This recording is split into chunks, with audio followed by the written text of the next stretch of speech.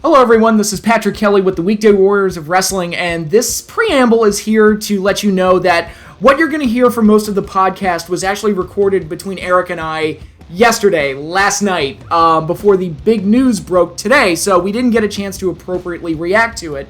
So I will take the time to do that right now and just add this in to the show. So Bray Wyatt has been released by the WWE, and when you listen to the portion of the podcast that we recorded yesterday, I believe it was me who made a comment about how Bray Wyatt is the biggest wasted talent in the last 20 years of the WWE, and boy, did WWE just kind of put a stamp on that one today with the somewhat shocking release of one of their greatest talents in Bray Wyatt. And this is a guy who, as I say in the podcast coming up, this is a guy that created the best character in the company twice over, and they did almost nothing with him, to the point that it's like they're just leaving money on the table, which is how it always felt. And when Vince, it's situations like what goes on with Bray, where when Vince talks about the brass ring and all of that stuff, I just go, it's like, look, how many more brass rings does Bray Wyatt have to grab before you actually treat him like one of the top stars in the company? It's baffling and confusing, and it's one of those things, I don't know if it's Vince's own personal feelings on guys and why certain guys don't succeed. I don't know if it's because the WWE writing and the system is just that bad that they don't maximize the potential of their talents. I don't know what it is, but in any case, Bray Wyatt is the biggest wasted piece of talent in the last 20 years. I stand by that statement, and the fact that WWE let him go or whatever happened with why he was released is indicative of that, because this is a guy that should have been this generation's Undertaker and should have never left the WWE banner, and the fact that they let him go is just, I think, a big loss for them and a major pickup for any company that hires Bray Wyatt moving forward, whether that be New Japan, NWA, Impact Wrestling, Ring of Honor, or potentially All Elite Wrestling, who are picking up a lot of the major WWE stars these days. So we will see how that all plays out. But for right now, very shocking news. I wanted to make sure that it got on to the podcast here, so I'm giving you my feelings on it, and I'm sure Erik will have a lot to say the next time we record together. But with that said, let's get started. And hello, everybody. Welcome to the Weekday Warriors of Wrestling for Friday, July 30th. 2021. I'm Erik Clancy, joined by Patrick Kelly. You guys are probably hearing this on Saturday, July 31st, the last day of July, unless is it August 1st tomorrow? No, it's the 31st. August 1st is Sunday. Yeah. I know that because I'm doing a fishing trip on Sunday. So where off of? It's in the Chesapeake Bay in Maryland. Well, I know that, but I didn't know if there was a specific jumping off point, like in Captree on Long Island is a famous one that I'll go to every once in a while. Yeah, I think it's called, I'm trying to remember the name of it. It's Kent Island, I think. So it's an island that's right smack dab in the middle of the bay. And cool. Yeah, should be fun. Awesome. All right. So guys, we had a humongo week. And I think we haven't done a show since the beginning of July. And I've been watching a lot of Olympics this week, but gigantic things have happened, obviously. I mean, let's just start with the big ones. For what it looks like, it definitely seems like both Daniel Bryan and CM Punk are signed to AEW. Yeah, which is absolutely huge. I think we can safely assume at this point that Punk is 100% true, because who else is Darby Allin talking about in that hype segment for the Chicago? You would have to be so stupid to allow that comment to happen if you didn't have him signed. Yeah, absolutely. So we just a few years ago, when Punk and Bryan were both in the WWE, we were doing a weekly segment talking about, all right, who's the star of this week's show? Was it Punk or Bryan? Yep. In 2013. They were legitimately the two most over guys in the company and the two most interesting guys in the company, and arguably the two best performers in the company at that time. So to get them, even though I would argue Bryan's star isn't quite as bright as it had been at his peak, which was heading into WrestleMania 30, but I think anytime you get a guy who's a former WWE champion, someone who's as over as Bryan has been with that company, and you just recently main evented WrestleMania, that's a huge get. And the real wild card is CM Punk, who has not really participated in actual week-to-week wrestling since his big blow-up with WWE and the infamous podcast with Colt Cabana. So what kind of explosive element is he going to bring to AEW, especially in front of that Chicago crowd where he's likely to make his debut? Yeah, and I would agree with you. I think Punk's a bigger star than Bryan is, but I mean, Diesel was also a bigger star than Razor Ramon, and Scott Hall made that huge impact in WCW. So like, and they offer different things. Like you said, Punk has not wrestled in seven years, maybe 8 years almost. So there is a question of, how out of step will he be? Whereas Bryan, he's going to have great matches. He's had great matches, and Bryan is a very big star. I think he's like a notch under Punk, but like, I don't think it's too far apart. And like you said, he just main evented WrestleMania. So that is a major turnaround as far as like main eventing WrestleMania to showing up in AEW is like, I mean, yeah, that's big. And the interesting thing that some people, I've heard some people mention, but I think it's a big one. For all intents and purposes, they can both use their names. Obviously, Daniel Bryan will be Bryan Danielson, but like, which is a better name, to be honest. Yeah, and it's like the same names just switch, so it's like not. You're still going to call him Bryan, right? It's fine. He can use his theme music because Flight of the Valkyries or Ride of the Valkyries rather, is public domain. Mm-hmm. And CM Punk can use CM Punk, and he can use Cult of Personality if Tony Khan wants to license it. And Tony Khan fucking loves licensing music. Yes, he does. And that's been a great move for AEW programming, by the way. One of the best calls they've done. I know it costs money to do that. I've heard Bischoff talk about it. I know Vince likes to avoid that if he can, but you're not going to beat WWE at the theme song game because they've always been the best at that. So you might as well just get real songs. And it sounds so much better whenever you hear Jungle Boy come out, or Orange Cassidy, or John Moxley, or any of the guys that are using real songs. As long as they have, perpetuity rights and streaming rights. So when you're looking at these shows in like 10 years or whatever, you're like, oh God, there's like, they don't have the rights. They can't, they're playing some shitty, WAV file instead. Yeah, I got to tell you, the reverse of that is like when you watch the WWE Network, and I'd watch any Hulk Hogan match where he comes out to Voodoo Child, and that generic guitar riff they put in its place is so bad. It's like, man, could you just put Real American over it? I mean, I know that would also not sound great from an audio production standpoint, but at least it's recognizable. It's just so awkward. So I haven't watched any Hogan ones with Voodoo Child. I've watched ones in WCW when he used that. But they just replaced the NWO theme, which is fine. Well, it's fine, but it's also obnoxious because you heard the NWO song a lot when you were watching the show, but yeah, true. You hear it even more because it's another person that has that theme as opposed to a different one. And I'll tell you what moment that kind of ruins is the Chicago episode in 97, where they all came out in the limos with Dennis Rodman and Michael Buffer was doing the announcements. That's legit one of the coolest moments in WCW history, and Voodoo Child is a big part of that. Yeah. Yeah. So from what it sounds like, Bryan, they've known for a while, ever since, WWE wasn't able to get the New Japan connection. And they were going to debut him at the New York show that I'm going to, which will be great. I have floor seats for that. So that'll be super fun. And I'm going to the Newark one the week before. So that'll be fun too. Awesome. Yeah, I know. And so now they're like, Punk's coming in, presumably at the United Center in Chicago, where they sold 10,000 tickets today, which is, nuts without announcing anything.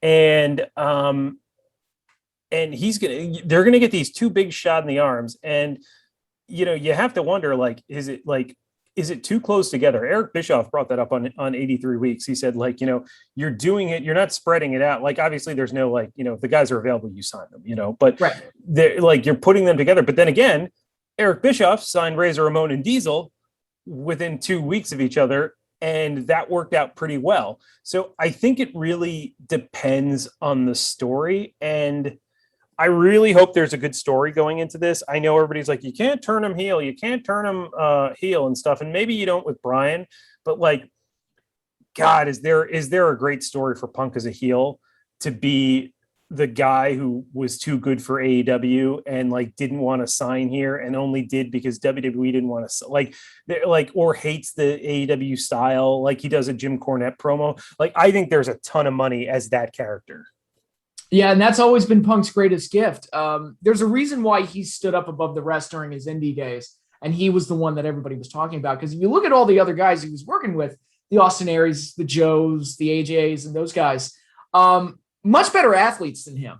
Mm-hmm. But he can talk, and he has a personality that can rile people up, and that's always been his greatest gift. So you can bring that to AEW, that believability and that intensity that he can bring. I think that could be great for them. Yeah. So, yeah, I mean, I hope they I mean, I wouldn't want to see an exact thing, but if you know who I am, but you don't know why I'm here, would be fantastic. Obviously not a complete carbon copy, but I would like to see Punk as a heel. I mean, I think down the line, a Punk Hangman match would be great for obvious reasons.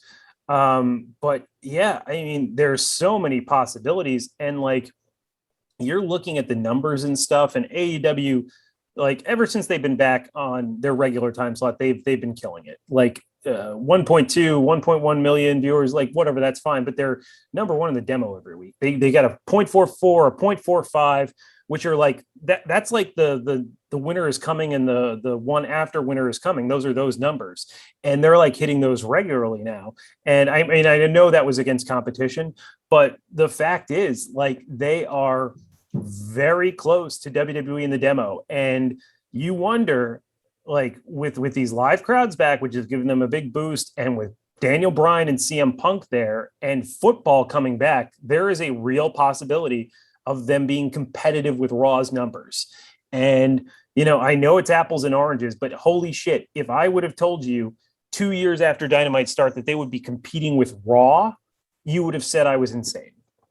I've seen a chart that shows the demo stats and the progression of that throughout the year of all the wrestling shows. So Raw, SmackDown, AEW, Dynamite, NXT, and Impact. Impact, of course, is way at the bottom, as one would expect. But NXT's numbers, ever since they moved them off of Wednesdays, their numbers have gone way down, it looks like. And it's like they're not even I don't know, the split away from Wednesdays hasn't benefited them much at all. Whereas the AEW, now that they're not competing with NXT directly, they just keep getting bigger and better, it seems. Yeah. Well, I mean, I think Meltzer put out a projection chart like a year ago or something, or maybe like 8 months ago or something. And it was basically like, if the trends continue. And so here's the thing, that like people just can't get enough of fucking saying how successful WWE is. And they fucking are successful. Like, I get it. They're a successful multinational, globally recognized brand. I understand that. Like, I understand. Disney.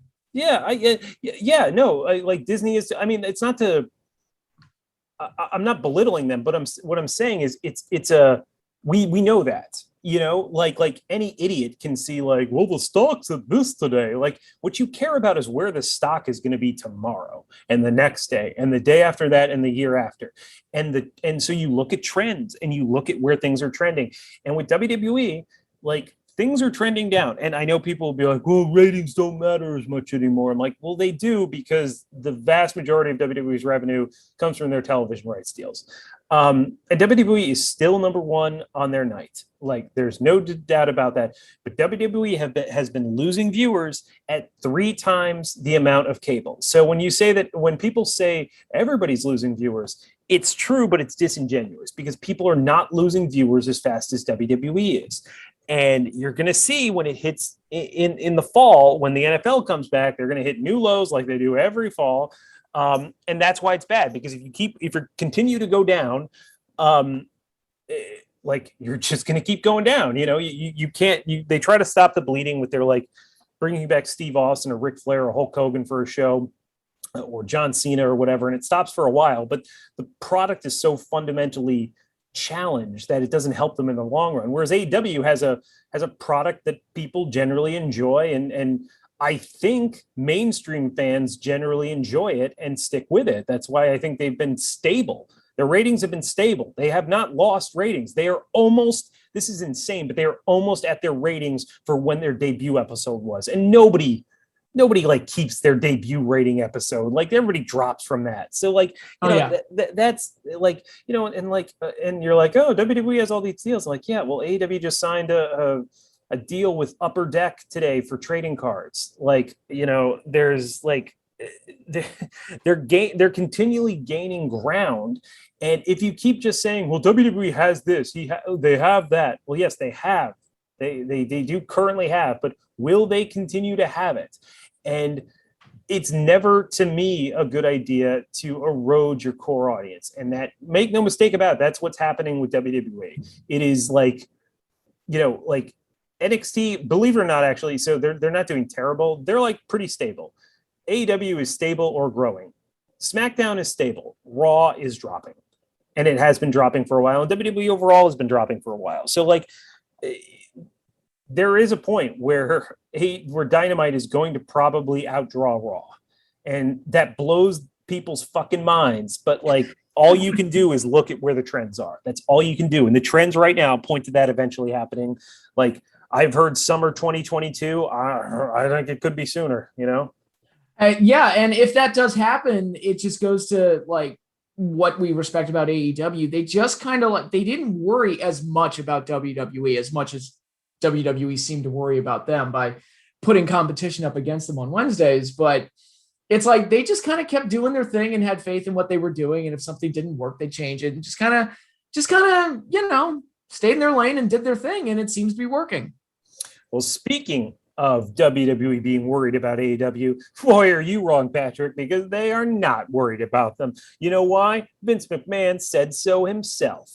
There was a conference call today about the Q2 results, and Nick Khan was there. And Nick Khan just makes me laugh because he was on like Colin Cowherd like a few months ago, and he was like, and Colin Cowherd, who's a fucking idiot, by the way, was like, now Nick Khan, Nick. Actually, that's Mel Kiper. But they all sound funny. Yeah, Mel Kiper sounds like he's perpetually congested. He'll be like, Jeremy Backlund's a great wide receiver. If the Eagles get a guy like Jeremy Backlund, he's going to be a big part of their offense coming up. But Colin Cowherd kind of has that. But regardless, he was talking to Nick Khan, and he was like, and he's like, now, do you consider WWE a wrestling company or an entertainment company? Which is like the fucking, oh shit. Vince hopes you ask that question every single time. And then he's like, we consider it an entertainment company. We don't even use the word wrestling. And I'm like, you mean like in fucking WrestleMania, your giant show that you just had? Like, you idiots. And then somebody was like, no, you just don't get it. It's entertainment. I'm like, no, he's not saying that because he believes that. He's saying that because Vince like yells it at everybody to say it, and you don't want to piss him off. I mean, WWE, like, they're like, they try to, they're so embarrassed by being wrestling. Like Vince is like always wanted to be like an upper crust New York socialite. And instead he's like, he's like, oh, I'm a purveyor of wrestling. I'm my forever shame. And he is so embarrassed by it that he just has the most PR corporate-y thing that he can say about his company. He's like, we're a entertainment company focusing in live events, digital streaming entertainment with revenues for licensing, merchandising, and other and films. And it's like, you fucking put fake fights on and people watch it. Like, be honest about what you do, you idiot. So that just, that always makes me chuckle. I mean, technically Marvel does that and they're doing quite well. Well, yeah. And they always say it's about the comics. They don't like deny that they're like, a company based on superheroes and comics and stuff, We're superhero entertainment. Yeah. Yeah. All right. So what did Vince say? So where we go? 1 second. I'm getting down to Vince's stuff. Vince was asked about AEW and their investments in talent. He said he doesn't consider them competition the way WCW was back in the day. Khan says it's like a horse race with a horse having blinders on. By the way, that's fucking hilarious if you think about it for a second. He said they're looking straight and ahead in their lane. I like the fact that they called themselves a horse with blinders. I know what they're trying to say, but I know what I'm taking from that. He said everything is their competition and they don't look at any organization as being their competition, yet they view everything as competition for their eyeballs. So I want you to know that AEW isn't competition, but everything is their competition. Like fucking A. Like, this is a publicly traded company. These guys are idiots. Jesus Christ. So holy shit. First off, I love, like, Vince never considered WCW competition. Like he did, like, after he bought them, like in the Monday Night Wars documentary, he's like, well, I turned on Nitro for the first time. I said, wow, now this is competition. I'm like, you called them a television company forever and that they weren't a real live event business like you were. Like, he said that all the time. So once the danger is gone, it's easy to say, like, oh, you know, this isn't like an issue. But, like, I mean, if you start losing to them and things, it will be. And like, this is so I don't know, it's so interesting to me that this is like the public, like that they aren't just saying, well, you know, they're a competitor and we're going to try to put, like, you think you would put like some bullshit PR thing, like, we're going to put on our best product and you know, we'll let the fans choose, about some BS like that. But instead it's like, we don't even look at them as competition. And it's like, really? Okay. Yeah, sure, Vince. I believe you. Yeah. Geez, yeah. They're going to have a January 1st pay-per-view in Atlanta too. Oh, who? AEW? No. WWE. Oh, wow. That's actually interesting. If I was invested in the product, that might be exciting. By the way, I tried to watch Raw last week and it was damn near unwatchable. So I haven't watched it in like forever. Is it still the same show where they do the promo and then the match comes and pretty much? Okay. Yeah, it's just matches. And that's, at this point, that's all it is. Like the dumb skits that everyone seemed to hate, those aren't as prevalent as they used to be, but now it's just mindless matches that take place. Awesome. Good and then stuff. A return of guys like John Cena and Goldberg. Yeah, there you go. So speaking, I'm going to segue. There's no segue. I was going to say, speaking of Hangman Page, who we didn't talk about. Speaking of horses. Yeah. Speaking of horses. So we're getting reports today that Hangman is not going to be Kenny Omega's opponent for All Out, as virtue of the stipulation in the match on Wednesday when Kenny Omega's team beat Hangman's team. And I got to admit, my heart kind of sank when that happened, because to me, Hangman's the most over babyface in the company. He's a big star. His story has been 2 years in the making of becoming kind of the guy. And I was like, oh, you know, I thought this was a little early, but I think it's, you know, but I'm a little sad he's out there. But now I'm actually going back to my initial thought process. And a lot of people may say, oh, you're just making excuses for AEW. They're throwing him out for like Punk and Bryan or whatever. I don't think that's what they're doing. Hangman is close friends with the EVPs.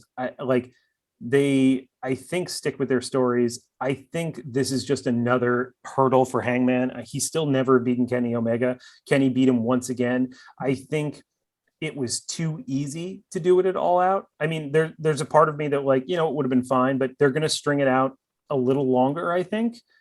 And then he beats him. But like, I think it's another hurdle in the road. I hope it's another hurdle in the road, because if Kenny just loses to Punk or Bryan, that will be upsetting. But yeah, so I was a little bit dismayed, but I do think it's going to I do think the story is going to play out in the long run. I think so too. I think they put and invested too much into Hangman to just yank him out and not do anything with him and not have him ultimately get the prize. I think they're just taking their time with Hangman. When he lost that 10-man tag, I didn't really think anything of it. They protected him so much in the ending. Like, what did it take? Like a Meltzer driver, one winged angel, and a belt shot to beat him. So it's like, I feel like you'll be seeing him and Omega in the main event. If not by the end of this year, then certainly sometime in 2022. So the question then becomes, who is Kenny's all-out opponent? I have a thought, but I'm interested to think who you think the opponent will be.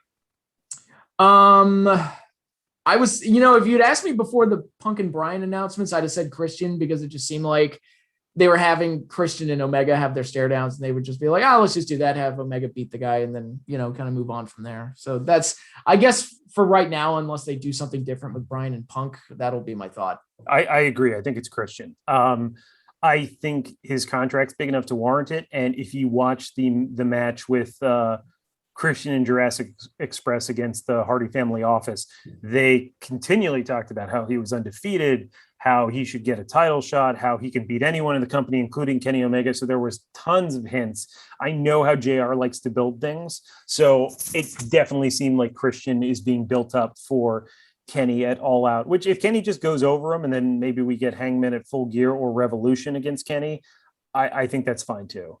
I don't think you need to rush these things. Like, Jim Cornette's always worried about, and he's like, he's like, they're hot shot and shit. I'm like, dude, I could disagree more. I don't think they're hot shot. I don't think this company hot shots. Like there are so many marquee matches that they haven't done. They have not done Moxley and Cody.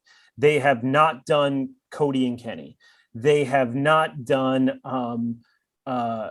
Jericho and Omega since in 2 years. They haven't done it. They have not done, they're going to have Punk and Bryan in there. They haven't done Hangman and Cody. They've kept most of their guys. They haven't done Hangman and Moxley. They haven't done MJF and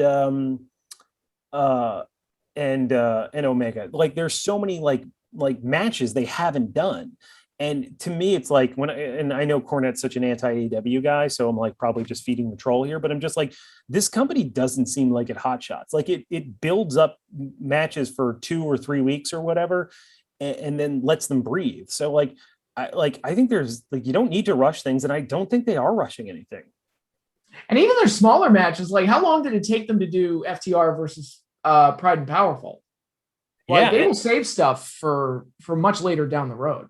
Yeah, I mean, because that feud started in April when they did the turn, and honestly, I think you're going to have Proud and Powerful against FTR at All Out, and I think PMP is going to win a title shot against the Bucks at the Queen Show, and I think they're going to go over there, which I think would be a great, awesome choice because, and once again, it makes sense. Pride and Powerful. I know the Young Bucks beat Pride and Powerful in a face heel match a little while ago, but Proud and Powerful beat them in Full Gear 2019. So they do set these things up and they do protect guys. So when they win or lose, it makes sense in the context of their ecosystem.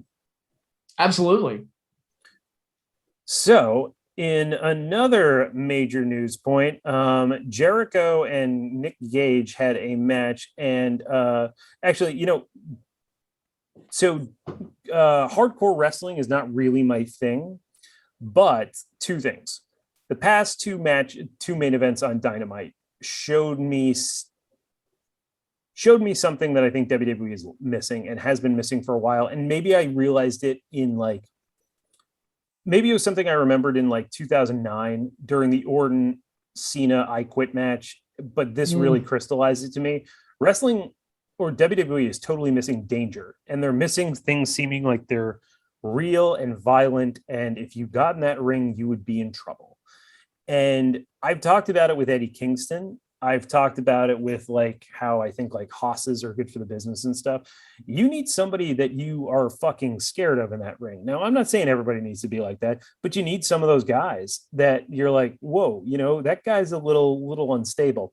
Nick Gage as a wrestler is not my favorite person in the world, but holy shit, do I believe he's dangerous? Yes, I do. The guy legit robbed a bank. It's kind of like New Jack. Say what you want about New Jack. New Jack had fucking street cred. And there's something about street cred. And Booker T actually said today or yesterday, he said, Nick Gage, and normally Booker T will say some dumb shit or whatever, but he's like, or like some bootlicking WWE stuff, but he was like, Nick Gage, he's like, look at this guy. Whenever he takes a picture on his, or somebody posts on Instagram or whatever, he's always upset looking. He's always pissed off. He lives the gimmick. He's like, a lot of people could learn about that from Nick Gage. And I do agree. And I think that sense of danger and that violence, in the same way that I saw from Moxley and Archer, is something that really like that's like 70s wrestling. That's old school wrestling that people kind of liked. It's a little bit of that bloodlust. It's why we play Grand Theft Auto. It's why we deep down like the NFL. It's that kind of stuff is there. And I think it's been missing in wrestling for a while. And I think it's one of the reasons AEW has been very successful. Now, you have to be careful with that, because if you go too far, you can turn off people. And if you go too far and you upset certain large sponsors like Domino's, you could be in trouble. So for those of you who don't know, and I can't imagine anyone listening to our AEW focused podcast doesn't know, Nick Gage took a pizza cutter to Jericho's head while it was picture in picture, and a Domino's ad was playing in which somebody was slicing up a Domino's pizza. And Domino's is pissed. And I kind of get it both ways. So for those of you listening to me for a while, I'm in advertising in New York City. So I kind of get how these people think. I understand how you'd be pissed off to see that and we don't want our product associated with that content. But I also understand that fucking tons of people were talking about Domino's the next day, and that's kind of cool. So I get it both ways. And I think AEW needs to be careful, because Domino's is a big sponsor. And it's State Farm is a sponsor of theirs. And that's a big one. It's a big, good sponsor to have. Insurance is a good sponsor. They pay a lot of in ad money. But Domino's is a good one too. You don't want to piss them off. So I think they should be careful, but yeah, I know it's a weird situation. Yeah, and that was always kind of the tight wire act that was being walked constantly during the Monday Night Wars, as both sides were trying all these different things to try and get one up over the other. There was always this danger. It's like, God, are we going to piss off all the sponsors by doing this? And eventually culminated with obviously WCW's demise, but Vince doing necrophilia on his show, because it was just what can we get away with here? Well, and it's a tightrope act you got to walk. And I like you, I understand both sides of the argument here, but at the same time, you can't argue with the results. As far as AEW did something that got people talking, and that's more eyeballs on the sponsors. So yeah. So and to go a little bit into the weeds with Attitude Era and sponsors, if you go back and you look at some of those shows, like Patrick says, it's traditionally sponsors don't love wrestling. They view it as low class. And I think in the past 7 or 6 years or so, that's begun to change a little bit. I think a lot of WWE's PR work has changed that. And the fact that there are people my age now in executive, and Patrick's age in executive positions, that can make the call, and they're wrestling fans, and they're yeah, these people are normal. I'm one of these people. But for the longest time, and it still is to a point, you don't get the same amount of money per commercial that you would for a sitcom or something with the same ratings. But if you go back, it was really bad in the Attitude Era days. And even though they were getting those huge numbers, take a look at WWE sponsors. For the most part, they were sponsored by M&M's or Skittles or karate fighters or Snickers. Yeah, well, karate fighters for a while, then they stopped. But in 98, 99 stuff, they would get candy. And it's because candy doesn't give a shit. For the most part, candy will go for teenage boys, but candy is just they don't care. Whoever buys it is fine. But WWE could never get a beer sponsor. They could never get a beer sponsor. And it was because of the content. And as popular as they were, and as big in numbers as they had, you never saw a Bud Light ad there. You never saw a Miller Lite ad or a Coors ad or anything there, because they couldn't get it. And you see now how different it is, because WWE has tons of big sponsors now. They have they have Mattel, and they have I don't know, whatever they have. I don't know their sponsors, but even AEW, like you said, is State Farm. They have Domino's. They have blue chip brands and stuff. So it's changed, but it is always a concern, content like some people don't want to be associated with it. I mean, honestly, in 2021, violence is my least concern of things that I'm going to be like, I'm worried about being associated with that. Like there's other things I wouldn't want to be associated with, but it still is a pressing concern. But let's move on to our last item before we get to Q&A. Switchblade Jay White showed up in Impact to kind of start a Bullet Club OGs versus Bullet Club Now feud. Right, and that was really cool. I actually checked out Slammiversary. It was overall a fun show, but when I saw that happen, I was like, oh man, there's so much storyline potential here.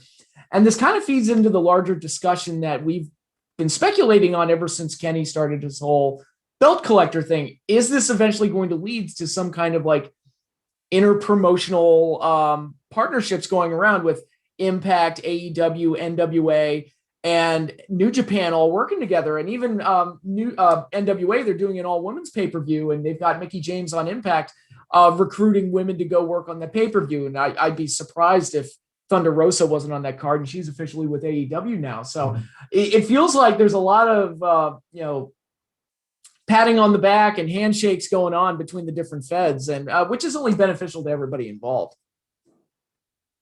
Yeah. It's we'll see where it goes, but it's definitely an interesting time to be a wrestling fan.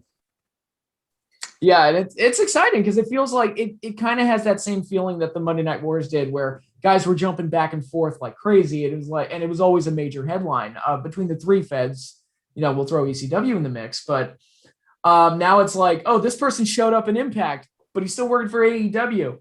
And then he's going to appear on the NWA pay-per-view. And it's like, that type of stuff is interesting to me. Yeah, absolutely. All right. Why don't we get to Q&A?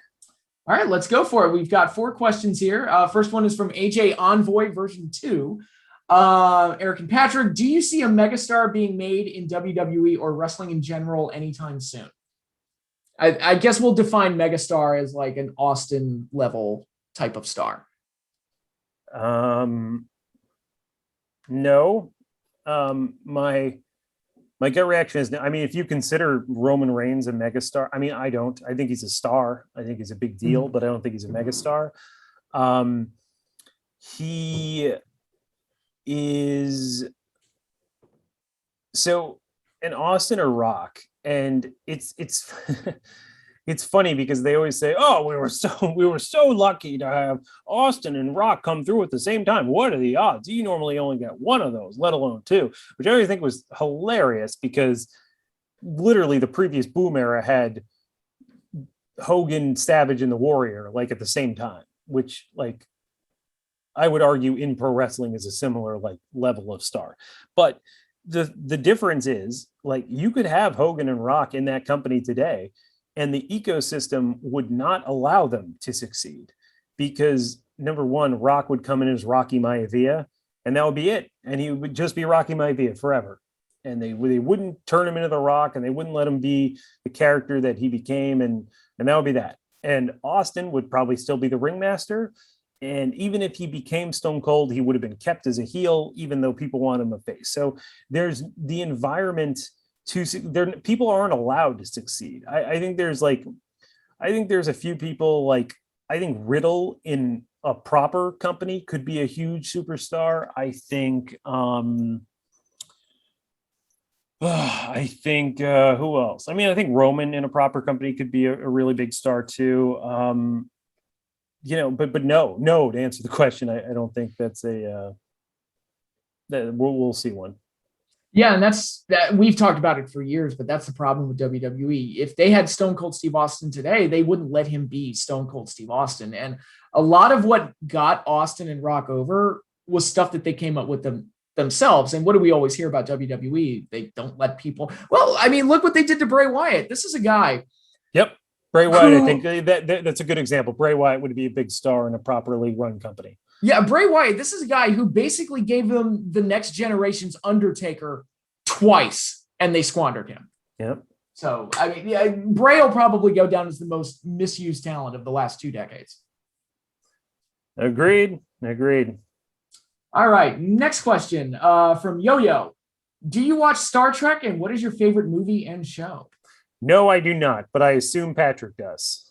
I have just, it's funny. I grew up watching bits and pieces of the original series and Next Gen, and then with Netflix, and then eventually COVID, I just said, I'll just sit down and binge it all. So I've watched all of Star Trek from the original series up to and including Enterprise. I have not watched Discovery or Picard, but I would say my favorite series would probably be Next Gen, although Deep Space Nine, which came heavily recommended to me, is very, very good.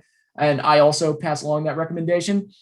And favorite movie, I got to go with Wrath of Khan, because it's, I saw that movie as a kid, and it's still to this day one of my all-time favorite movies. It's Star Trek at its very, very best in my eyes. What do you think about the whale one? I love that one. Some people are down on it, but I think it's very different, and it's more of a comedy, but I think it works very well.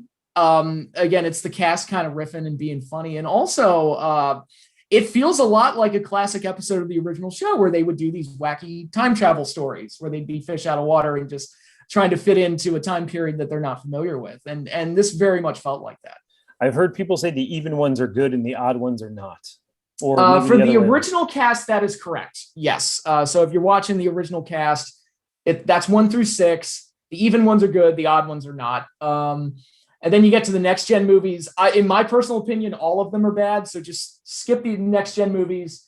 And then you get the J.J. Abrams films, which they're good if you ignore that they're Star Trek, is the best way I can sum them up. Like, they do so much that breaks from Star Trek tradition, but they're fun movies on their own. So if you just kind of like shut the Star Trek part of your brain off and just enjoy the ride, they're fun for what they are. So I enjoyed I've only seen the first one, the 2009 one. And I enjoyed that. And I'm not a Star Trek fan. So that's probably what you're saying.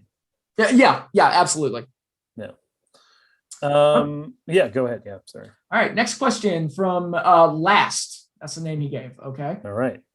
What was the first wrestling pay-per-view you saw that you thought was bad?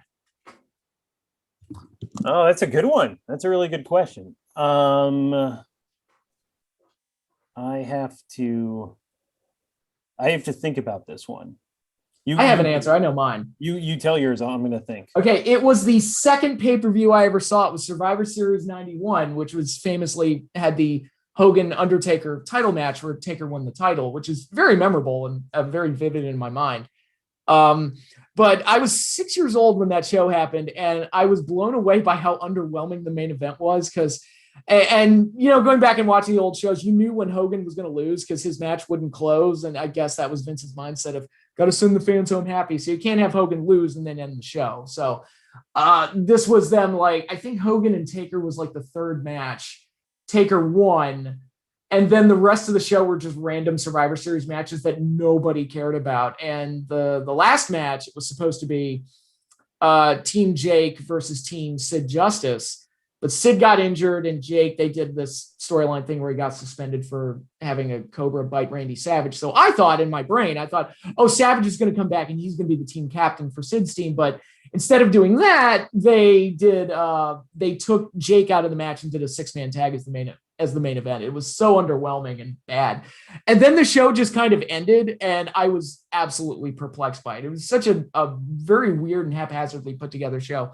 Also, the ending of the first match, which was Team Piper versus Team Flair, has one of the screwiest, stupidest finishes I think I've ever seen to a match, which also not good. And these are all things I was picking up on as a child. So that tells you how bad it was. Yeah. So mine, I have a WCW and a WWF one. Okay. And they are for opposite reasons. Ones I thought were bad. So the WCW one, and the one before would be Halloween Havoc 97. So that's a generally good show, but the main event is terrible. It's really bad. And it's awful, especially because I had watched Hell in a Cell a week or two earlier.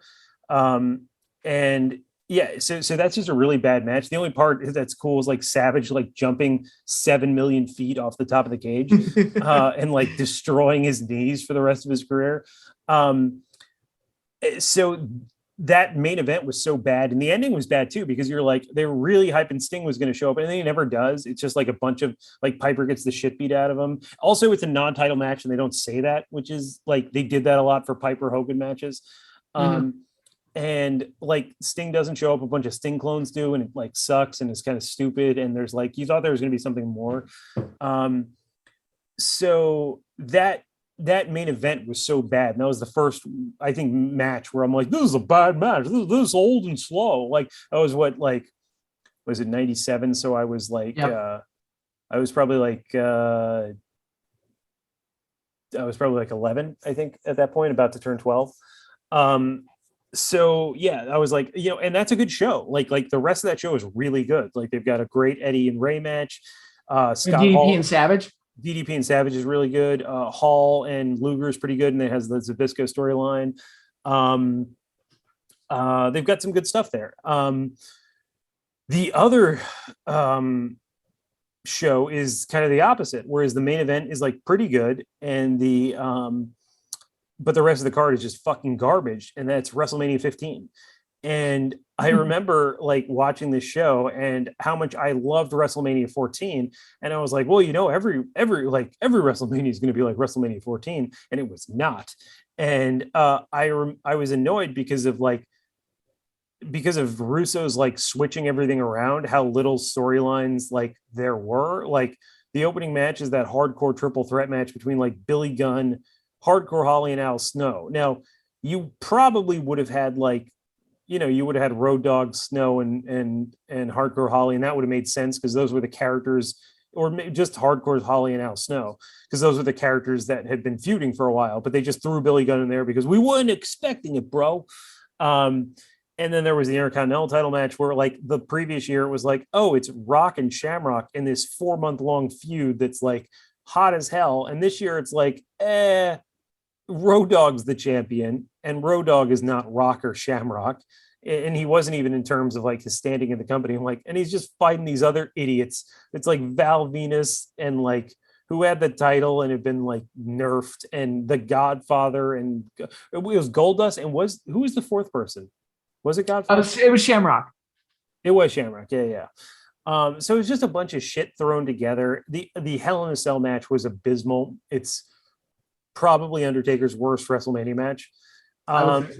And the main event is good. And I remember we're like, oh, Austin's the champion, he's got the title back, that's good. But like, it's still that like Attitude Era style where they just like brawl in the audience the whole time, and like, it's not good. And like, Rock wasn't really there yet as a performer. He was there on the mic, he wasn't there in the ring. And yeah, so like, I remember being done with that show. I'm like, that was very different from last year, and like, it just wasn't as good. No, now I will give credit. There is one other match on that show that's worth calling out. I thought X-Pac and Shane. Yeah, that's a good match. Really, really good. But yeah, that one felt like a long episode of Raw, that entire show. And that's probably, maybe I'm being too nice to it by saying that. But yeah, WrestleMania 15, that was such a weird one because the product was so hot at the time. You would think WrestleManias from that era would be amazing. And 14 and 17 are, but then the two in between, it's like, ugh. Yeah, it really is. And the amazing thing, it's like different creative teams, right? Like, it's Russo for both 14 and 15, and 14's great and 15 is not. And then it's like the Kresge team for and Stephanie or whatever, whoever it is, for 2000 and X7, and like, one's good and one's bad, so it's so weird. Yeah. But I guess that was a lot of the Attitude Era. They would just try a bunch of things just to see what would stick. And I guess that particular year, it just impacted WrestleMania. Yeah. All right. And final question coming in from Yo Mama. I guess this ties into what we were talking about earlier, but would you be down for an AEW, NWA, Impact, and New Japan Super Show?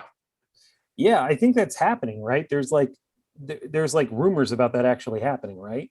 I've heard rumors, but again, nothing. I actually thought that's what Tony Khan was going to announce on Dynamite this week. Yeah, I mean, yes, I would. I think it'd be interesting, but I think there's a lot of politics that go into making sure every company is happy. And I think that's like, it gets difficult with that stuff. I'm much more interested in a company using talent trades to bolster their own storylines. But yeah, I mean, yeah, I'd watch it. Oh, if they did it, I'd shut up and take my money. That would be my attitude. So I think very interesting. All right. Good questions, guys. Thanks. Yeah, and if you want to submit more questions for our question and answer segments, you can send them to weekdaywarriors2020@gmail.com. It's also written in the description. All right. All right, everybody. Well, we will hopefully chat with you next week or the week after. Maybe we'll have more news on one of these signings. But for Mr. Patrick Kelly, I'm Eric Clancy, and we are signing off.